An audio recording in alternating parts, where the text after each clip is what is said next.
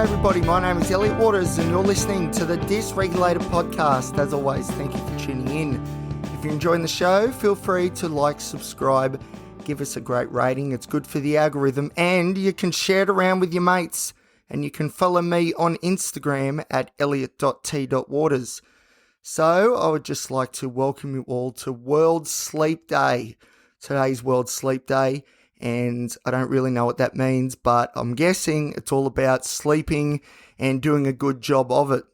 Now, this episode, I didn't plan it to fall on today. I just randomly noticed it just popped up somewhere that it was World Sleep Day, and I thought that's very fitting because this episode is about anything but. This episode is called Strung Out, and that is because sleep at times is a very, very difficult commodity for me to engage with, that's for sure, and it can have some big, big problems.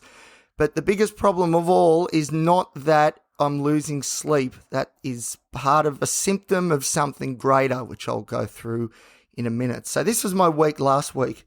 So I was doing the 5 a.m. starts at work. So that means my alarm goes off at 10 to 4 in the morning. 10 to 4, and I tell you, you just hear it and you just want to cry. It's terrible. It doesn't matter how often you do these shifts. It's torture. That when that alarm first goes off, it is torture. Now, I'm no stranger to these sorts of work hours. You know, I used to do graveyard shifts, 11 p.m. to 11 a.m. I used to start at 2 a.m. in the transport industry. When the big B doubles were coming into town from Sydney, yours truly would be there on a forklift, absolutely dominating and getting those line hauls back on the road. So that sort of stuff was from 2 a.m. The graveyard shift was similar, very similar stuff. Obviously, when I worked at the Cambridge Hotel, you remember the Cambo, long live the Cambo. I used to finish there at like 4 a.m. and all this sort of stuff. So these sorts of weird working hours, to be honest, I don't mind them because it's sort of, I'm sort of doing my work when everyone else is asleep, and I like that. Sort of get in and get out before everyone else does. But it can be very difficult on the old system, the old body, that is for sure.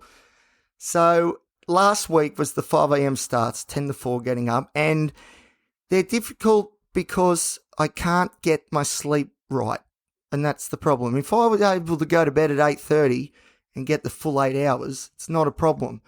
But because, unfortunately, my best work is always done late at night. My best thinking, most of my thinking is done, it seems, late at night. Unfortunately, it's very, very difficult for me to actually fall asleep any time earlier than, say, 10:30. And that's withstanding the fact that I'm using medication like Seroquel, which is meant to knock me out. And sometimes I have enough to knock a horse out. And I'm still laying there ruminating and thinking about the big things in the world and the things that supposedly I want that are not in my world. So that's hard. And obviously, and we all know this, and we all know that feeling. All of us know that feeling of when you're laying there and you're like, oh crap, I've got 5 hours until I've got to get up. Oh crap, I've got 4.5 hours now until I get up. It's a terrible feeling, and it tends to make things a lot more difficult.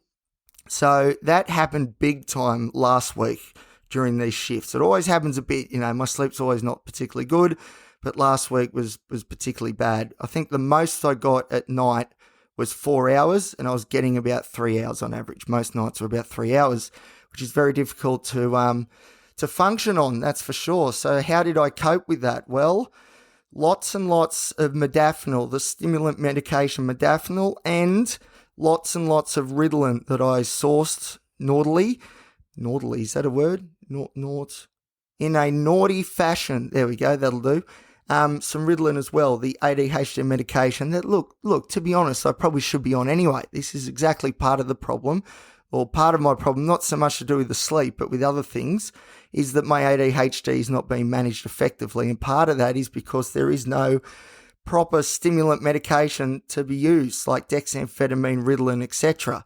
So that's why I've got the modafinil. So anyway, modafinil is a wakefulness medication. It's for narcolepsy and shift sleep disorder. So it's all about staying awake. But as always, my tolerance pushes up, and because I just keep pushing, that includes how much of this stuff I'm having just to stay awake. So where you're meant to have 200 milligrams, that's 2 tablets once a day. My script is for 400 milligrams, 200 milligrams twice a day. but I'm pushing, a gram at least a day just to stay awake, just to stay functioning, because the job's got to get done. And that's all part of this mentality, is it doesn't matter what it takes, we've got to get it done. So I'm going to work, I'm going to Bunnings, I'm getting it done at 5 a.m. Then when I finish work, I'm going to the university because I've got work to do there. Or I'm doing some other stuff on the computer and, just staying away, pushing that limit. Because back in the day when I did 5 a.m.s when I was a garbage truck driver, I tell you, I've done it all. I used to finish work and then I'd have an afternoon nap and then it wasn't so bad. But you're sleeping, it's beautiful weather here in Newcastle, Australia at the moment. It is God's country for a reason. And we've just ticked over into autumn and it is beautiful, beautiful weather. And I don't want to finish at 1:30, 2 o'clock and just sleep the afternoon away because the day's too good. The day is too good. But in order to keep pushing, I've got to keep pushing that envelope. And part of that is having lots and lots of this stimulant medication. And of course, I haven't mentioned it, but this just goes without saying now. Heaps and heaps of caffeine as well. Probably pushing at least a gram of caffeine too. So you put all this together, you've got one very jittery, one very anxious, overworked, burnt out, strung out Elliot Waters. And that has been a big problem for a long time now, and last week was particularly so. So, yeah, I got through the week, and that's great, but there was some pretty disastrous consequences, which I'm not going to go into now, but that's probably coming in the next episode. Remember that one I did a little while ago, the acute catastrophic meltdown? Well, that happened again, and it was a lot worse this time. And, I'll tell you, if the one before shook me up, this one has really done a job. It was horrendous. But anyway, that's for another episode. Let's get back onto topic here. So yeah, strung out. So working through the week, getting strung out and all that sort of stuff. And you got to remember too, at Bunnings where I work, I'm doing a lot of customer-facing sort of interactions, which for someone with social anxiety disorder or autism or whatever, it can be, or just people that are more introverted. As a consequence, it can be very, very hard because I'm constantly talking to people. So not only am I super sleep deprived and, my eyes are falling out of my head and all this sort of stuff, I've also got to put a smile on my dial and put on my best customer service act and doing it for the customers, which, again, I was able to do, but it really, really wears one out. And, I've probably been in a state of burnout for 15 years, I reckon, for sure. Because so often in my career, not at the moment, well, sort of at the moment because I've got a few different projects on, but for so long in my career, I've worked 2 jobs at least. So when I was driving the garbage trucks, I used to start at 5 a.m. and I'd finish there around 12:30, and then I'd go over to Tamex Transport and I'd work there from about 3, 4 till 7 at night. And then I would just keep doing that, boom, boom, boom. Or more recently, I'd be doing the Bunnings stuff and then on the weekend, say, work during the day at Bunnings, then go to the Cambridge Hotel at night, finish at 3, 4 a.m, and then be back up for a 9 o'clock start at Bunnings the next day and do it all over again. So there's so many weekends there where I've got less than, 6 hours sleep across the whole weekend. And that was just normal. That's what I had to do to get ahead. But that's the problem. Have I gotten ahead? What have I got to show for all these weird hours and all this hard work I've been putting in? Let me tell you, as I sit here at Mummy and Daddy's place recording this episode in my sister's old bedroom, not much. So that's where the adage of, working hard's good, but you got to work smart. And I think that's part of where my problem has been. And of course, with all these diagnoses I've got, like the ADHD in particular and the BPD, I'll use those two as the prime examples. Impulsivity is a huge part of both disorders, and it's been a huge part of my story moving ahead as well. I have bought lots and lots of rubbish that I didn't really need, but at the time I thought was so important. I've got to get it now, quick. Bit of FOMO, I suppose. I'm not sure, but anyway, lots of money has gone to things that maybe could have gone into my rapid saver instead, and maybe then I wouldn't have to work so bloody hard.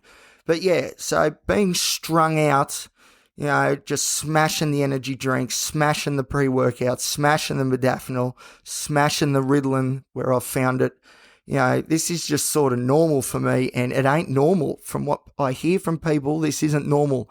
There's another old saying that a boss of mine used to tell me. It was, you got to, now hang on, I always get this mixed up. Instead of working to live, instead of living to work, you should be working to live. I've got that round the other way. I'm living so I can work instead of working hard and getting money so I can really live things up. Live it up. More of that is needed. If you want another example, I just remembered of me burning the candle at both ends. If you go back through the archives of this podcast and you find, I think it's D-Day Part 2, the thesis submission, that's an episode where I talk about being literally in my chair for 18 hours straight. I got out of my chair 3 times to go to the toilet. That's it, 18 hours straight to get my thesis done. Working on these sorts of time frames under this sort of pressure, I don't know if I'd say I thrive under this sort of pressure, but I definitely am used to it. As terrible as it is and as comfortable it can be as well, I'm definitely used to it. This is just how I operate, but it's got to change because it's not healthy. It is not healthy. There are so many reasons. I'm not going to even go through them because we know how unhealthy not sleeping right can be. And if you're not sleeping right, then it's very easy to just quickly duck into Macca's and get some food. And then it's very easy to just get some sugary drink because, you've deserved it because of all the hard work you've done. Then all of a sudden, all the healthy habits go out the window. And speaking of healthy habits, me going to the gym has suffered big time because I'm just too bloody tired. And, usually I'm able to go a little bit during these sorts of peak periods because, again, I just slam the pre-workout and just push myself beyond what's probably a normal limit, and then I end up getting sick or whatever, and then all our progress that has been made dissipates just like that. So I really need to fix up how I operate in this way. Now, the worst part isn't that this all happens, the physical stuff, the mental stuff. The worst part is that I take pride in being strung out. Every bag under my eye, every dark circle, every wrinkle that I'm developing, I am proud as punch that I've got them because it means I'm a hard worker. I am tough.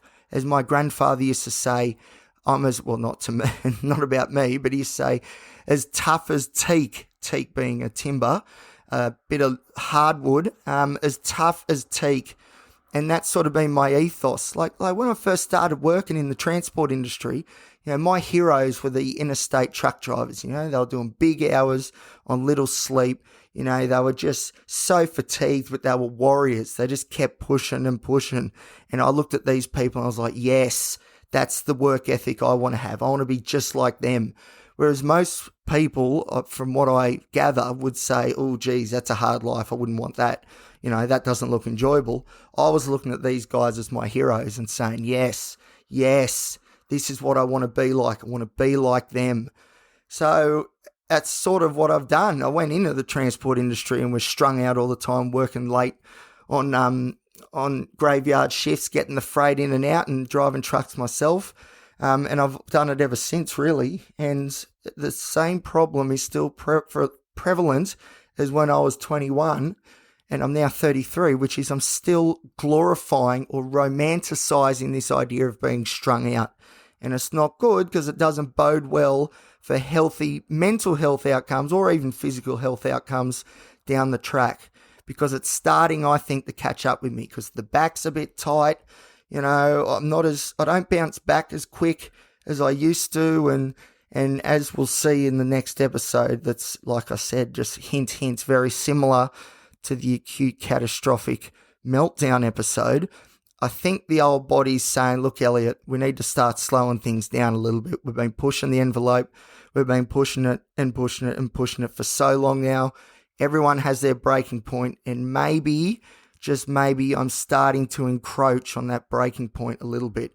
But as I said, that's the biggest problem, is that I have this persona, this identity. You know how I'm going about, there's the academic, and then there's the runner, and then there's the rock and roll star.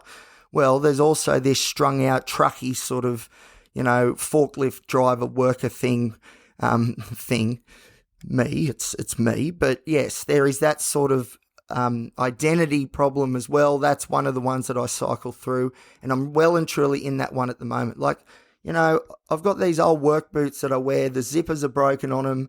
I've just about worn through the sole, which I'm so proud of. Everyone's like, I tape them up every day. It looks stupid. Everyone's like, why don't you just get a new pair of boots? And I'm like, nah, these boots have got character, and they are just like me, but in boot form, just holding on, but man, doing a great job of it. Like my belt broke the other day, probably because I'm still getting fat, and I use a ratchet strap now as a belt, which I also think is pretty cool. The ratchet strap being what ties loads down. You go and it tightens up, and that's a terrible description. Anyway, Google ratchet strap. So I've got one of them around my waist at the moment because my belt broke. I'm not buying a new belt because I'm tough. I'm tough as teak, baby. Even the shorts I'm wearing, because I'm in my work uniform now, because of course, I live to work. I've got a hole in the shorts as well. And I've got some, I don't know, what do you call these? Pulleys in my shirt too, from where the timber that I've been putting away gets caught on the shirt and my apron when I put it in.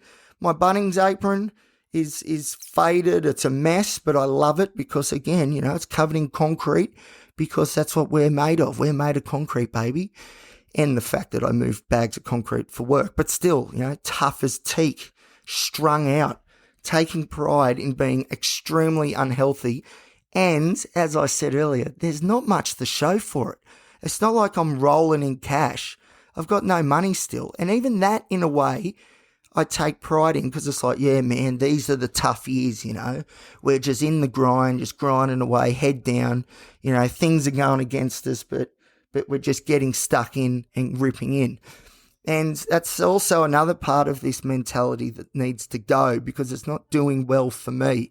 I will not be going on a trip to Africa if I keep burning myself out and wasting money on stupid things because I feel so burnt out. Because that's what happens. You feel terrible, so you do a bit of retail therapy and you buy garbage and you feel good for a little bit till you look at the bank account and go, oh crap, I did it again.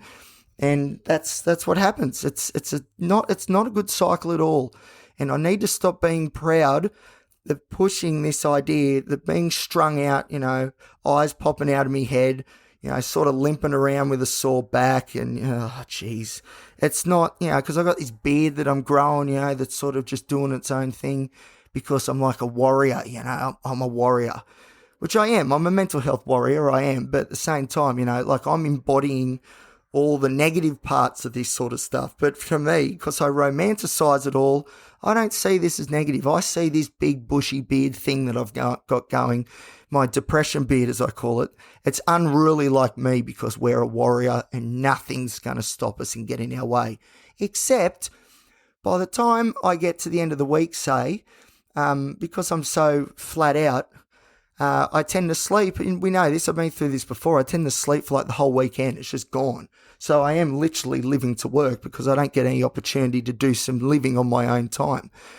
And so I push and push and push, and then when I get to the weekend, I stop the stimulants because theoretically I don't need them as much on the weekend, and then I just crash and burn, and I'll sleep literally for 48 hours, won't eat anything, won't have medications, and then holy dooly do I usually wake up on a Sunday feeling absolutely terrible.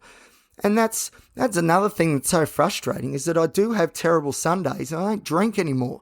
So I still don't drink, which I'm happy to report. Still not drinking, so that's great. Because I tell you what, if I was still drinking on the weekends, because that's what used to happen, it used to be worse. I used to do this Monday to Friday and then go out and get on the drink Friday, sleep all day Saturday, wake up, go out on the drink Saturday night again and whatever else I could find, and then sleep all Sunday, Monday, my days off, and just absolutely just sleep and just feel terrible and all the anxiety and thinking that I've done things that people hate. I've been through all that, but you know what I'm talking about. Hangxiety, as they call it. If I was still drinking and boozing up now, I tell you, I don't know if I'd be here, because these catastrophic meltdowns, of which I've had another one that I'll be going through soon, these are happening independent of whether I'm having alcohol or not. But if I was drinking still and boozing up and having a good time, which wasn't really a good time. But trying to pretend that I'm having a good time. These attacks I can only imagine would be so much worse. So thank goodness I've still given the drink away. So with the week just gone, it got to the weekend and I had my future brother-in-law's bucks party up at Taree, or just outside of Taree. So that's a 2-hour drive from Newcastle up north on the M1 Pacific Highway. And so what I did, I finished work on the Saturday, bleary-eyed, and then I jumped in the car, drove straight to Taree, and then had a heaps of Ritalin, didn't barely even touch me. And then got up to the party and sort of danced the night away and had a good time. And I was in bed at 3 a.m. Again, not drinking. There was no alcohol involved. In bed at 3 a.m., back up at 8, drive back down to Newcastle, and then I slept for the next 2 days. And that story I'll continue on shortly in probably the next episode. But that was the week. So I'm just pushing on 3 hours, 4 hours sleep. Then I'm getting to the weekend. I'm staying up till 3 a.m., having a good time, partying and stuff. And then having another 4 hours sleep if I'm lucky. Then driving 2 hours back to Newcastle. And then absolutely falling into a heap, crashing and burning. I don't want to keep doing this. It keeps happening every weekend. And I'm getting a bit sick of it. And the problem is, though, that, as I said, the hardest part is that I take pride in this. There is this part of me that is so proud that I theoretically can outwork anybody. I want to be, what's that? Here's the dry mouth. It's just come on just then. Decrepit and, hobbling around, bent over, all lines on my face. That sort of stuff I romanticize. And I really, really want to live out that sort of strung out dream. And it's not good for me now, and it's definitely not good moving forward. All right, that's it for me today. I'm going to have a sleep. No, not really. I'm going to work. But thank you for listening. And the next episode, I think it'll be the next one, is going to be very much like the acute catastrophic meltdown. So if you haven't listened to that one yet, I would, because this next one is that on steroids. Oh, God. It's bad, everybody. It's bad. And I would have probably already done an episode on it by now, but I'm still digesting how bad it really was. But anyway, we'll get into that soon. As for today, thank you for listening. Remember, feel free to subscribe, give the show a great rating because it's good for the algorithm, and you can share it around with your mates. And you can follow me on Instagram at elliot.t.waters. All right, thanks guys. I'll see you later. Goodbye.